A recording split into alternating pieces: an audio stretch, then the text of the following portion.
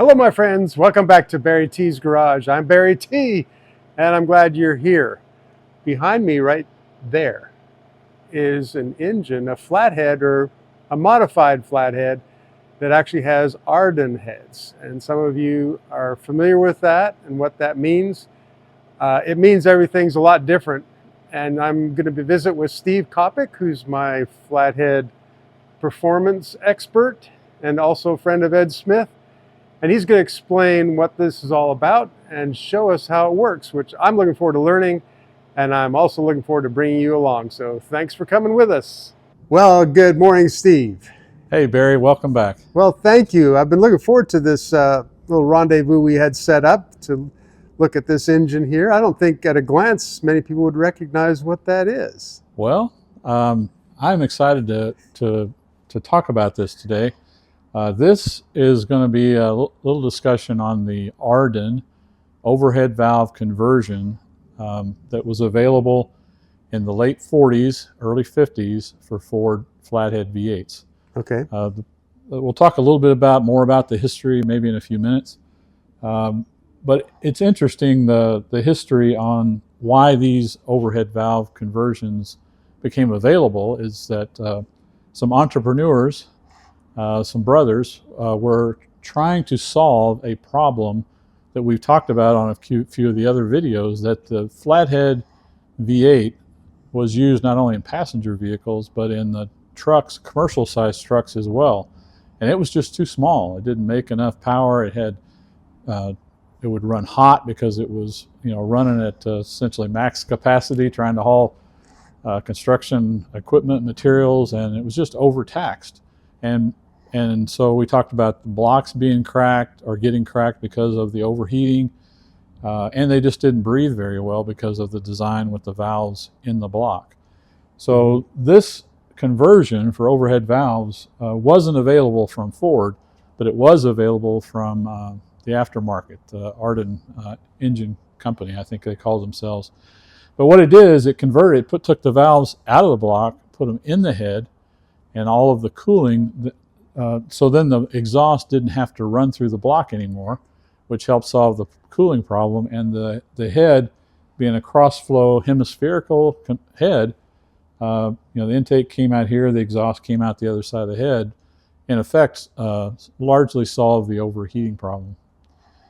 So that's sort of what we're going to talk about today. Okay. I'm looking forward to hearing about it. This is really exciting, actually.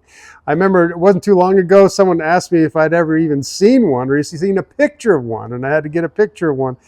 And now we have one. I'm so glad you have a set here. Yeah, and this is just mocked up. A lot of this stuff is just setting on here for the purpose of today. The block is ready to go. All the machine work, the parts are in it. And what we're going to do is we're going to talk a little bit more about the history. And then we're going to go ahead and take one of these heads off, take the valve cover off, so we can look at the inner workings, the rocker arms and all. And then we'll also be able to see the block modifications that are really necessary to put these heads on a flathead engine. Well, I really appreciate that, because I think our viewers are like me, and I want to actually see how it works. Yeah. Instead of just have a picture of what it looks like on the outside. So yeah. Thank you. Let's get into it. Let's do it. So let's talk a little bit about where the idea for this overhead valve conversion came from. There were two brothers, Zora Arkus-Duntov, and that last name, Arkus-Duntov, is hyphenated. Okay. And his brother, Yura. Zora, Russian descent, actually his brother too, but went to school, engineering school in Germany. Some of the best, as I understand, engineering schools at the time. And when he got out of engineering school, he decided, and he talked to his brother about going to the United States and setting up an engineering firm and seeing what they could do in the United States. One of his first jobs when he got to the United States was as a consultant to Ford Motor Company, Zora. And what he got assigned to work on was the flathead power and overheating issues. And so he did propose a different design, an overhead valve conversion, but Ford turned out wasn't interested in that. Reason being is they although I'm not sure he knew about it at the time. Ford was in the development for a larger V8 engine, Flathead V8 engine, that they planned to use in the Lincoln Continental or Lincoln product line to replace the V12 that was in the Zephyrs, Lincoln Zephyrs. They were replacing the Lincoln Flathead. Yeah, I don't know that Zora at the time was aware of that, but he made some recommendations and finished his consulting work with Ford and moved on. So he talked to, as I understand it from all my reading and research, is he talked to his brother, who was more of a business sort of major kind of guy than Zora, more of the engineer, but they decided to develop a set of heads on their own, cylinder heads on their own for the Fords, intended to be for the trucks. So they went to work and pretty quickly were able to put together the design for an overhead valve conversion, and as I mentioned, to improve the breathing but also improve the cooling. Okay. And they developed these cylinder heads and started actually making castings, and they made about 200 sets. But about that time, 1948, Ford introduced a larger truck engine, a 337 cubic inch, I think, truck engine, 1 year ahead of the replacement for the Lincoln V12. It eventually went into the Lincolns, but it was a Ford engine in 1948 to put in their larger commercial trucks. So these two brothers had spent a lot of time and money. This is a blueprint, reproduction of a blueprint dated 1947. So 1948, Ford comes out with this larger engine, and instantly there's no market for their cylinder heads.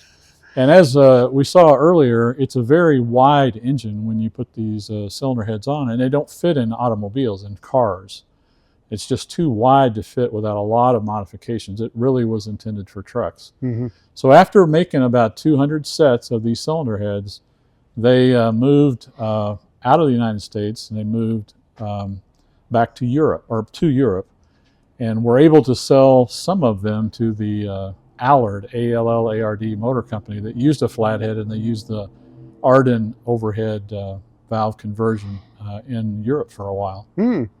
So I don't think I ever mentioned where the ARDUN name came from, and it comes from the last name of Zora and Yuri Arkus-Duntov. So it's the AR from the first part of their last name and the DUN from the second part of their last name. You put those two together, that's where the name ARDUN came from. Interesting. Yeah, so that's fascinating to me. Yeah. There's a great source of history, relatively easy to get a hold of if people want to study this a little deeper. Back in 1971, so May and June, and then in July or summer of 71, in Rod and Custom magazine, there was a three-part series by this person here, Tom Center, relatively young guy, but it's called the ARDUN White Papers. Oh. And so there's the first edition was published of the ARDUN White Papers in May of 71, and then the second edition in June of 71, and then Rod and Custom, I think, sort of went away as a magazine, and so Street Rod Quarterly, which is a hot rod magazine publication, their summer edition has the third series in the ARDUN White Papers. Oh, okay. These are out there on eBay and such. They're not expensive, really. I think when I bought these, they're like $5 or $6 a piece. I paid for them. But then there's another publication, and this is really not an advertisement for these guys, but it is an interesting document. This is published by a company called King Enterprises, and I think they still have a website on the internet. But it takes all what they could find relative to advertising that was done by ARDUN in the day, any specifications. There's a parts list in here, and a reprint of all three of these white papers. Oh. So for someone that wants to study a little bit about this, there's some good resources right there that aren't that hard to find. I know Hot Rod Magazine's published some historical information about it, and there's other Street Rodder. I mean, there's plenty of other things out there, but they more or less refer back to these documents on the table as the source for their information. Okay. So anyway, something to go study there. Yeah. So then what happened to these after these 200 sets of cylinder heads were made, and it really, the market went away from the Ford truck application, but hot rodders of the day, and as we talked about a couple times, is like some of these younger folks come back from the war. They learned a lot. They got a little bit of money maybe in their pocket, and they want to see how fast they can go on the salt flats or the drag strip. Mm-hmm. So they started looking at these cylinder heads as a potential way to make more power out of a Ford flathead. And there were some, this was a new design. There wasn't a lot of experience with it out there, and there were some problems with the earlier heads, pretty significant problems. But the hot rodders back in the day, mostly in Southern California, really refined the cylinder heads and were able to get some pretty impressive results out on Bonneville in the late 40s and early 50s. And then along came overhead valve motors from like Chevrolet and Ford and others in the early to late 50s, and really sort of made these flathead converted engines sort of obsolete from a racing perspective. They still, made impressive power and looked great, and set plenty of records in those days. But then that sort of faded away. The ARDUN overhead valve conversion for flatheads kind of faded away after only a couple hundred sets were made, and a lot of those were in Europe. So very few in the United States. So super hard to find original ARDUN heads. So in around 1995, a guy named Don Orozco decided he wanted to sort of reintroduce the ARDUN heads. He was a great hot rodder, innovator, and he had the resources to go reproduce the ARDUN heads. So he developed a set of ARDUN heads, castings and machining, made some improvements, but tried to stay very authentic to the design, to the look, but made some improvements along the way.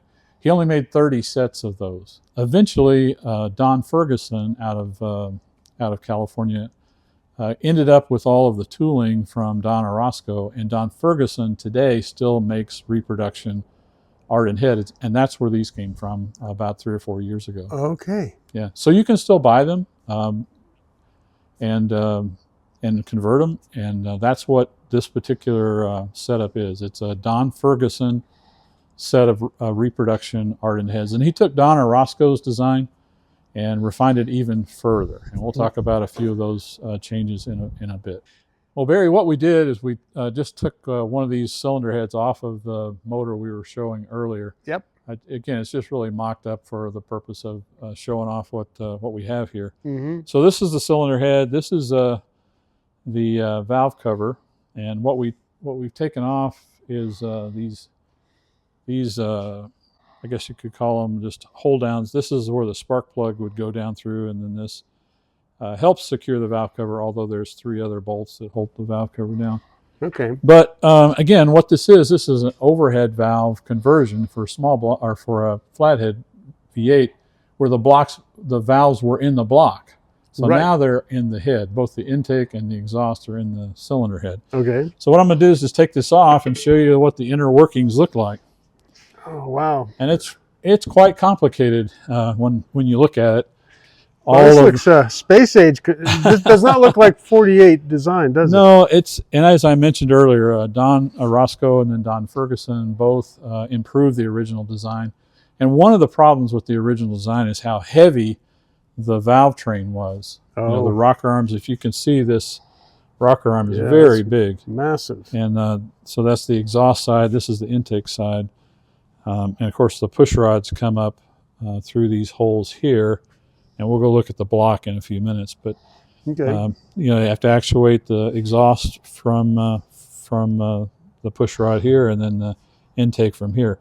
We talked about this being a hemispherical design. Yeah. And I'll show you about that in just a minute. Okay. But it requires the valves to be at an angle like this, and that's why there's such a distance between the intake valve and the exhaust valve. Is just how they have to be put into the block. Mm-hmm. A little more maybe about that history. People see this head and they go, "Oh, that's just copied from the Chrysler Hemis of the day." And there are some similarities between this cylinder head and the Chrysler version. It's interesting, though, to note that that these came out in the late 40s, and Chrysler's Hemi came out in 1951. So this predates the Chrysler by probably 4 or 5 years. And like we see today, they're, even though they try to keep secrets from each other, it seems like there's some crosstalk probably during the day. But a lot of similarities between the Chrysler Hemi head and the ARDUN head, but this one predates the Hemi head, or the Chrysler head, by a number of years. The Hemi design, though, and what that refers to is the hemispherical, half of a sphere, hemispherical combustion chamber. And we'll see here in a minute that it's very rounded. And designers at the time tried to figure out how to get the most volume in the cylinder for the most power, and all kinds of different shapes. We looked at flathead shapes and the wedge shapes that you've probably heard of. The hemispherical gives the best surface area for unit volume. Okay. So that's why they picked it for that trait. Okay. So I'll flip this towards me, and we can look at the underside of this head. Oh, so wow. There's a good view of the hemispherical shape, and you can see it's very, very much a half of a sphere. Yes. So along the bottom, these are the exhaust valves, and they're smaller than the intake valves, which are up on the top here. I don't know if you can see them, Barry. Yeah, I got it. And you can definitely see how much bigger the intake valves are. Much bigger. So and we got sort of down this path because I was trying to show why the rocker arms are so long on the exhaust side, and that's because the valve's laid over. One of the advantages of having the valve laid over like that is that the flow from the port into the cylinder or out, in the case of exhaust, is pretty much a straight shot when they're laid over like that. Wow. So they breathe really, really good. Yeah, and you can see that the spark plug is oriented right by the edge of the exhaust. Yeah, pretty much right in the middle. Yep. Very nice. Wow, that's beautiful. Yeah, it is some beautiful work. So now we got it back up on top, and there's not too much more to talk about up here other than, as you mentioned, how well the machine work is on this reproduction head. I am fascinated by that aspect for sure. Yeah. One thing, though, I do want to talk about before we go over is the oiling of all of these rocker arms. That is a good point. If you can imagine on the flathead with the Ford, with the valves in the block, there's no oil up in the top of the engine. There's really nothing up there. There's some water that circulates through the cylinder head, but there's certainly no oil up there. That's right. So one of the things that the Arkus-Duntov brothers had to deal with was the oiling.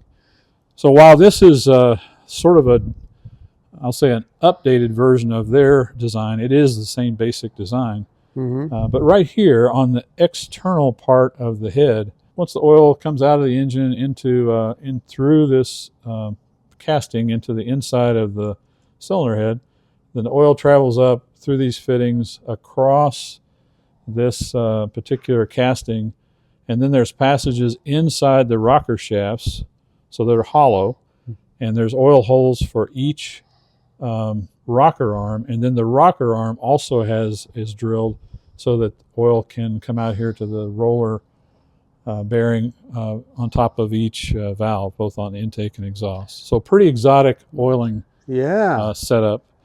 One of the things, again, the next steps talk about the block is what happens to all this oil that's now in the inside of the cylinder head. Right. So this happens to be the driver's side.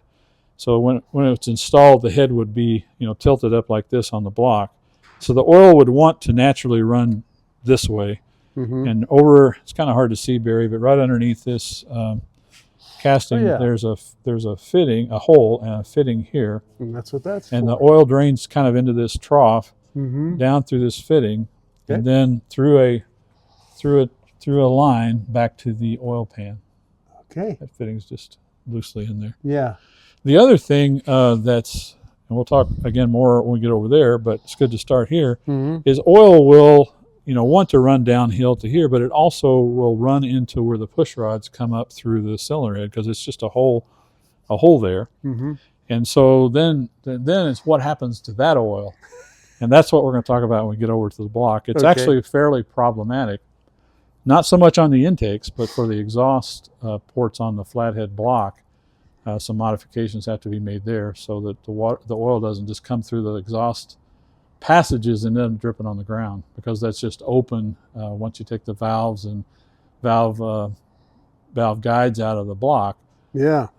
So we'll talk about how at least the Ferguson engines are modified to deal with that. And not everybody that puts ARDUN heads on does it like Don Ferguson does, but I tend to think his solution is good or better than any that I've seen. So Okay, very good. It's gonna...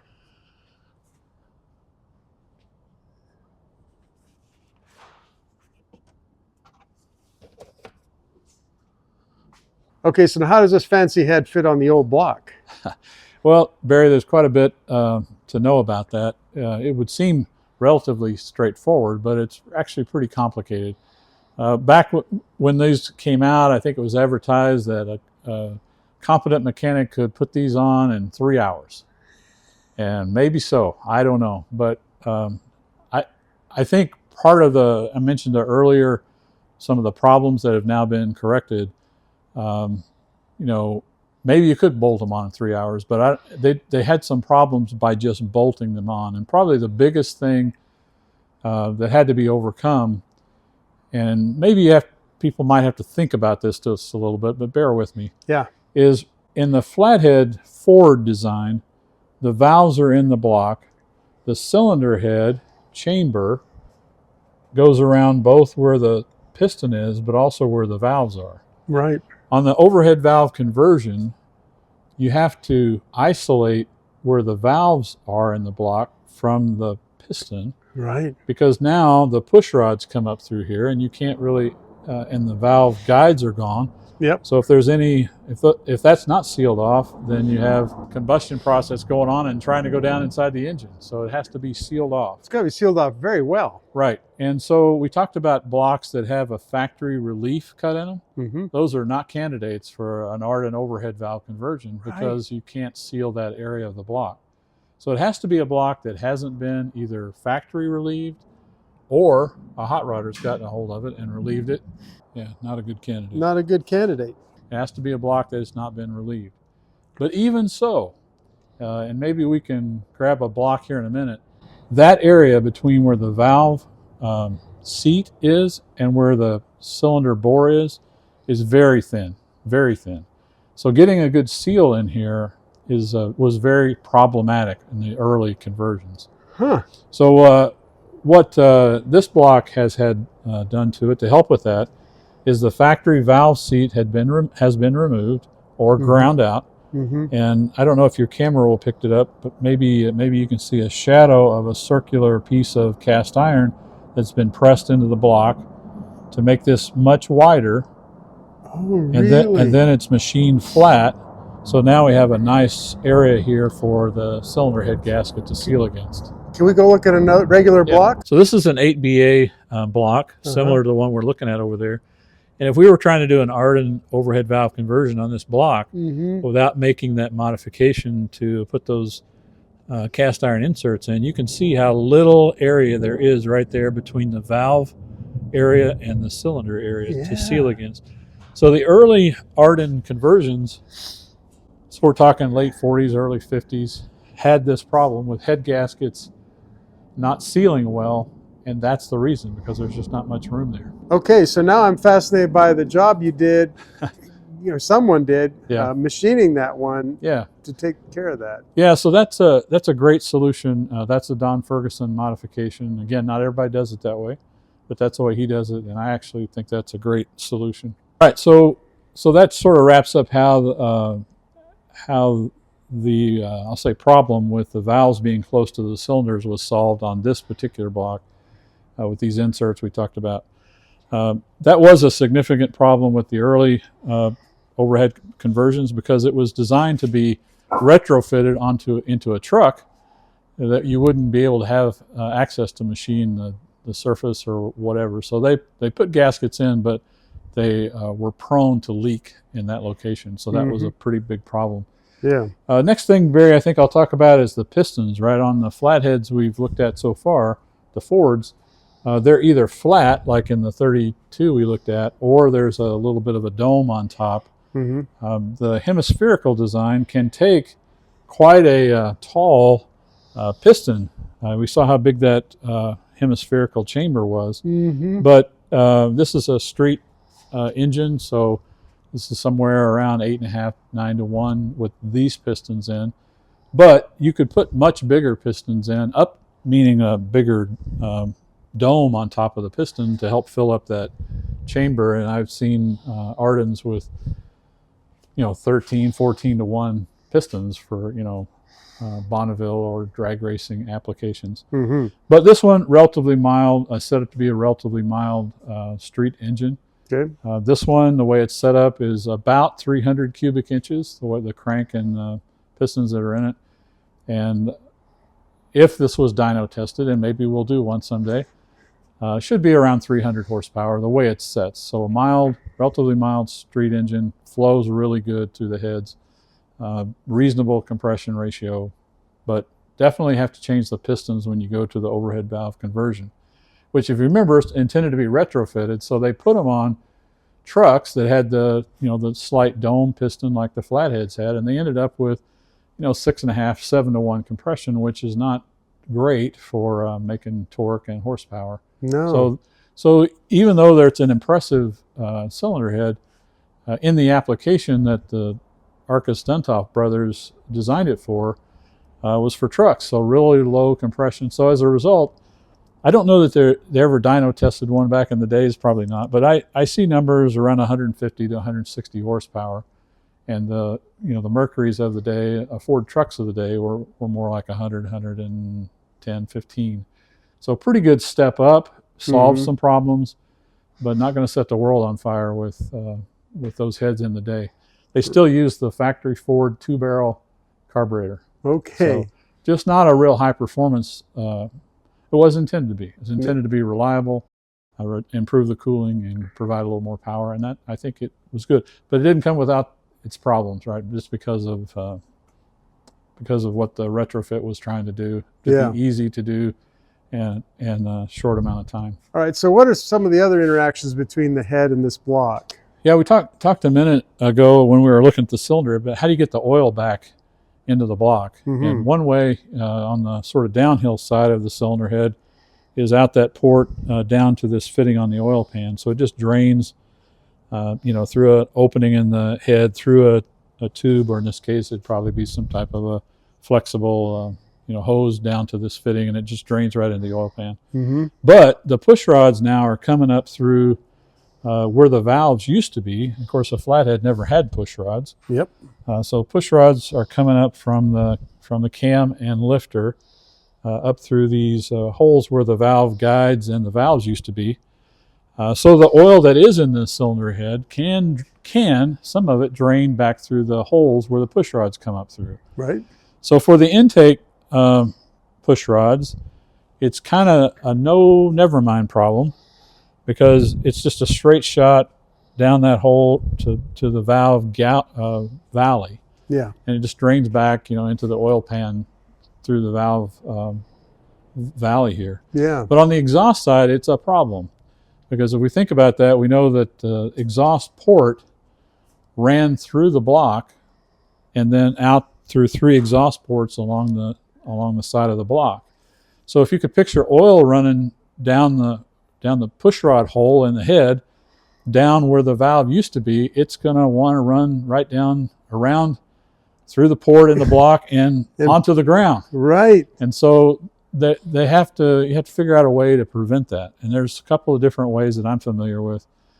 Some people just, and it's fine, it works just fine, allow that oil to run through the exhaust passage. Okay. And they'll put a plate over the exhaust port with a line that runs into the oil pan, just like this one does. So instead of one, there might be 4, or maybe they Y them into a smaller number, but they allow it to drain back into the oil pan. Yeah. And that works just fine, and there's nothing, in my mind, wrong with that approach. In this case, the Don Ferguson block, he fills the exhaust passages with with a product, and I don't recall the name of it. Some racers call it Blockcrete, Rock Block, whatever. It's a product that you pour in and let set up, and it becomes super hard, and it stays put. Okay. Sometimes racers will fill up the water jackets. It makes the block stronger because but you can't put coolant in it either. So there's some downfall. But for this application, in my motor, all of the exhaust passages in the block are filled with that product, that rock block or whatever it is. Okay. So if we were to look at the ports, you can see that they're just filled in, they're solid. Yeah. So in this case, the oil would run down into the valve galley just like it does on where the intake push rods are. Yep. Okay. One last thing about oiling, back here on the block, this block has, this is where you would tie in to the oiling passages for the heads. So on the back of the head that's still on, I see the fitting there. the fitting's there, and, Yep. and the head that's on the bench that we looked at earlier, that's the same fitting. Okay. So there would be a T connection here with one line going to that head and the other line going to this head. I got you. And probably one of the last couple things, maybe the last thing I want to talk about is this is an example of the valve lifter, and it's quite different design than what we looked at in a previous video. They're much taller. A lot of people call these Coke bottle lifters, and they sort of look like a glass. Didn't have to be Coke, but you know what I mean. The old glass bottles for soft drinks. And they're taller like this, and the main reason is to get the push rod angle at the right angle to get up through these holes to get to the head. Oh, right. They're pretty long, especially on the exhaust side. They have a lot of travel. So getting the angle right so that it clears the hole where the valve and valve guide used to be is the reason they're so tall like that. Oh, yeah. Okay. And even with that, the block has to be ground to allow the push rod to come up through that hole. So you can see there for an intake, and there's an example of the exhaust having to be ground. Right. And even the little insert that's pressed in has to be ground for clearance. Yep. Look at that. Okay. So, and not surprising, it takes to make it work right or better, it takes a different camshaft to make all this stuff work right. And if you can picture the idea that the Arkus-Duntov brothers had was to bolt these on in 3 hours. A lot of them probably had the stock Ford cam in it, which is certainly not optimized for this setup. Right. So these current conversions use a cam designed for this application, for these heads with these valves, and it's the right thing to do to use the proper cam. Okay. So I think that's the majority of the changes to think about to do an ARDUN conversion. So it's not just the finding the heads and paying for the heads. You still have a lot of work to do on the block. A lot of machining and specialty parts. The pistons are unique, camshafts unique. Quite a bit of machine work that goes on to make it all work. And so it's not surprising then that it's a pretty expensive conversion. And there's not many people that do it or want to do it. But back to maybe the rarity. When I bought this set of heads a few years ago, I asked Don Ferguson how many of these are out here now. And he said he didn't really know. I think he does know. But whatever. Maybe he doesn't actually keep track of them. They're not serialized, so you don't really know. But I said, is it hundreds? Is it dozens, hundreds, thousands? He said in the hundreds. So, if you take the couple hundred made in the early days, the 30 that Don Orozco made, and the several hundred that have been made since, there's probably 500 sets or less in the world ever made, and fewer than that today. Yeah, they're rare. So they are rare, but man, they sure are good to look at, fun to look at, and they do work really, really well on the Flathead. I'm going to ask you one more question about the head interface. Yeah. And that is, since you didn't mention it, I'm sure it's not a big deal, but the coolant that goes through the Flathead head, I guess it's just the same idea. Did there any changes, do you know, to the passages? No, not in the block. There are no changes to the block. It uses stock. This is a replacement water pump, but it's the same thing you'd put on that motor or was on the supercharged engine we tested. Right. But as we mentioned, none of the exhaust goes through the block anymore. Right. So the water and the head is pretty good size. So there's a little bit better capacity for coolant. But the key is just to get that heat out of the block, into the head, out of the motor. To me, they really solved two problems. They got air movement through the chamber much better, and they also took care of that overheat challenge. Yeah, and that's exactly the two parameters they were going after when they put this design together. Let's get the heat out of the block and make the breathing better so we can get more power out of the Flathead for the heavy-duty trucks. Yeah.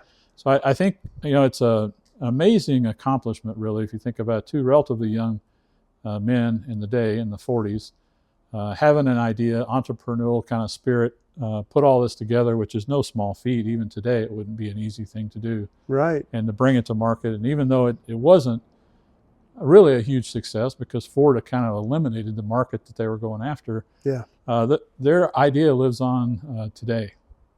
Zora Arkus-Duntov went on to work for General Motors. And most people know that he is considered the father of the modern Corvette, or when I say modern high-performance Corvette. So early 50s, straight six-cylinder, putting a V8 in the Corvette. That's our friend Zora Arkus-Duntov. Yeah. Some people, small block guys and ladies, will remember hearing of the Duntov cam, which was an over-the-counter high-performance cam for small block Chevys. That's legendary. Yeah. And this is the same guy. Okay. So very, innovative, great engineer in my opinion, and went on to do great things for General Motors. Well, thanks for tying that together. I know that for me, in my mind, I always had the genesis of his automotive world was with Corvette. Yeah. I never understood that he started with this. Yeah. So it's very cool. Yeah, it's a great history, and I enjoy the history as much as I like looking at the parts. That's great. Well, Steve, thank you so much for taking the time and explaining all this. It's really cool to see it all, how it works, because as I said, I'd casually walk by one or two at a show or something and not ever known how they all went together. So yeah, really you're welcome, Barry. And like I said, when we do get this together and running, maybe we'll take it to dyno. And I don't think we'll see anything more than about 300 horsepower, but it'd still be fun to watch one run. It would be really great. But yeah, thank you for coming by, and we'll see you next time. Okay, take care.